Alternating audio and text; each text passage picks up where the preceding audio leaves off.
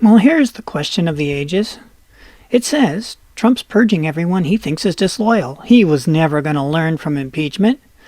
Though many Republicans said that the president might now behave more cautiously, the reality is that he just feels empowered to abuse his office again. Abuse his office again. Maybe Mr. Schlesinger doesn't understand what the word acquittal means. There was no abuse of his office. That's what acquittal means. Your opinion, Mr. Schlesinger, means nothing. Sorry. But back to that question of the ages. Let's turn this around and make it a little more apropos. Trump's purging everyone he thinks is disloyal. We, the press, were never going to learn from impeachment. That's what it should say. So what's the question you keep asking? I'll tell you. The question is, how long do you think this standard of keeping people that go to trial and testify against the president will be held as heroes when the president's a Democrat? Is there any doubt in anyone's mind, especially Robert Schlesinger et al. Of the left-wing media that we call the mainstream media, among other derogatory terms? Is there anyone who for a split second thinks that when a Democrat becomes president and there's a bunch of disloyal people, that they won't get the axe immediately and be cheered as heroes?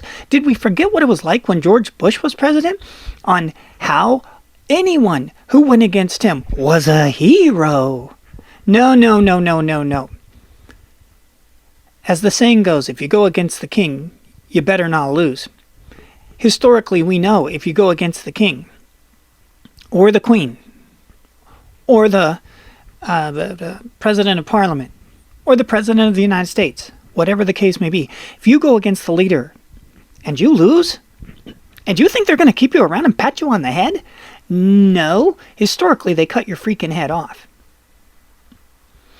And that we've civilized to simply getting fired and walked out, or even worse, civilized, walked out and sent to a different office to work in another place. You think that's going to be tolerated when a Democrat becomes president? No. As Lindsey Graham said, God help us if you guys ever get power. If the Democrats win in 2020, may it not be the ilk of Schumer and Pelosi. May it be the ilk of Tulsi Gabbard, or someone who actually thinks rationally as a human being and as a politician, not what Schumer and Pelosi have turned into. Because whatever they are, they're not human beings, and they're not being political in the sense of trying to get something done through political means. No, all they care about is seek and destroy.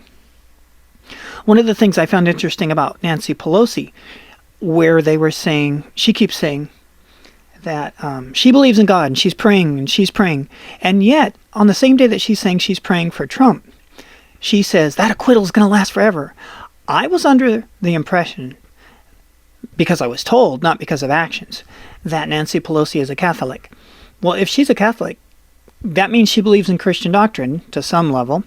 And pretty sure in the Christian doctrine, it has Jesus saying you're supposed to forgive your enemies. Nowhere in there does Jesus ever say, and if I'm wrong, put it in the comments, please. Does it ever say, you're impeached forever. And the acquittal, which is how our justice system works, which means not guilty. That's why they read when they said the acquittal, not guilty. Yeah, sorry. Where is her Christianity? Where is her Catholicism when she says, where's her praying when she says that he's impeached forever? No, there's no forgiveness in that. There's not a lick of it. You want to talk about purging? How about purging people who do that?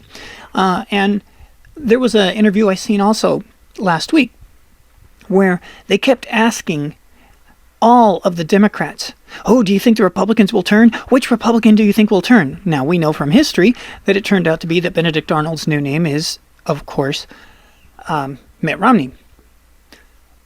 But why wasn't the question ever floated on any of those channels? Now, we know the answer, sadly, but why wasn't the question ever floated after a Democrat had already left the Democrat Party and switched to becoming a Republican in New Jersey? Why wasn't the question ever asked, do you think, which Democrats do you think will switch and vote for acquittal?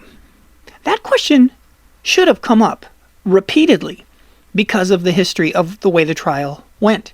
And it didn't. And then you get things like this. Oh, Trump's purging everyone he thinks is disloyal. Name a president that doesn't. I'm waiting. Name a president that doesn't. Name to me the people that worked for Obama that spoke out publicly against Obama. Name to me the people that spoke out against George W. Bush. Oh, he was forced to keep them because oh yeah, there were plenty. And he was forced to keep them. Well, Trump's not forced to do anything. He recognizes that the press is a little bitty ant that has no power except to steal all your food at the picnic. Do we want to look into this article? Do we need to? It didn't take long to find out what an unleashed Donald Trump looks like. He's been unleashed since he was elected. Except he followed the law. And when he was acquitted, that's following the law. And you saying that to abuse his office. No, you're not following the law. You're ignoring the law that said he was acquitted, which means he didn't abuse it. That's simply an opinion. It is not a legal fact. I don't know what's going to happen in 2020, and nobody does. But after what happened in Iowa, oh, and here's a fun little headline. Check it out. This is the Sunday after the Iowa caucuses. And breaking news, the Sunday after the Iowa caucuses. Iowa officially gives Buttigieg the largest delegate count, followed closely by Sanders. Really, that only took 6 days, and they want to run the country. Good luck with that. Look, we get the government we deserve in a democracy. For those who live in California and put up with all those insane high taxes, well, they voted for him. And with all the homeless people, well, they voted for him.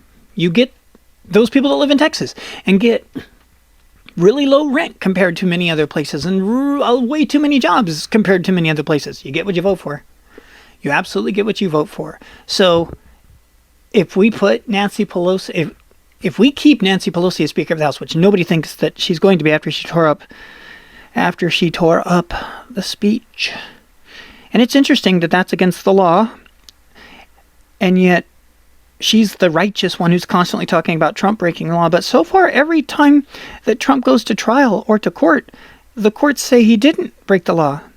So I'd like to see Nancy Pelosi go to court over tearing that up for destroying government documents and see what the court says about her. Just to give her the opportunity to see what it feels like to be in court every single second of the day, like they keep doing with Trump's lawyers. You know, turnabout's fair play. I guess that's all I got to say about this. Show the question stands.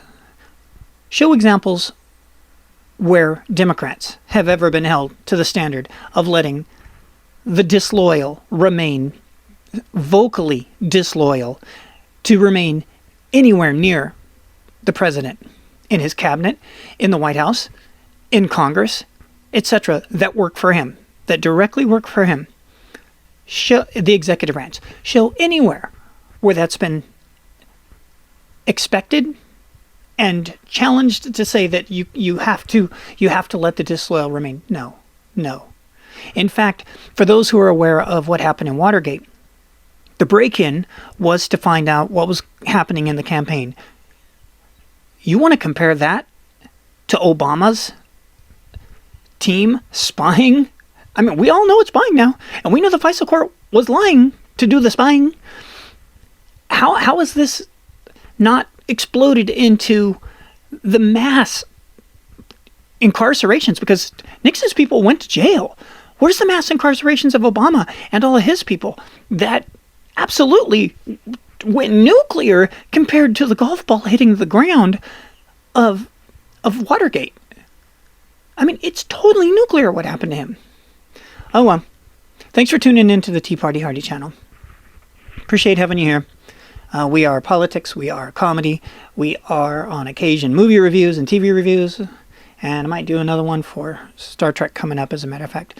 But anyways, very glad you watched. Thanks for sticking around. Glad to have my voice back. Oh, it was bad.